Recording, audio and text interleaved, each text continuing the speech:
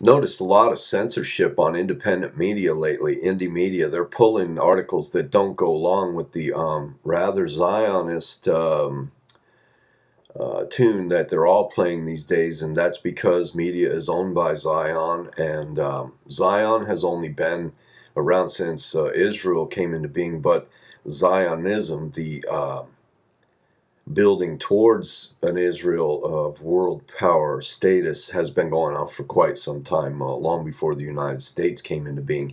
One of the men who donated silver for our first coinage asked that the six-pointed star be put on our early coinage to honor that religion of Zionism, and it was put on the coinage. It was taken off about the time that the Federal Reserve was put in and replaced with the five-pointed star, but it's all very blatant. All you have to do is go look at the coins. It's like one of the first things that's ever rubbed off a coin is the word liberty, and that's a message from the artists. You know, liberty is always the first thing to go, and here we are. I mean, that's the way it is. They were able to restrict growing of plant material like hemp, and that was a super beneficial because it would compete with big pharmaceuticals, the plans they had for that and the plans they had for big petroleum. Now the genie's out of the bottle with big petroleum.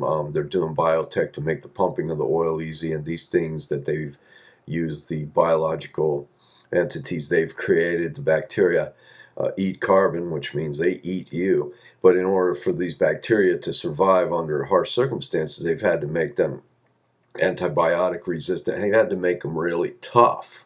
Okay, and they are really tough.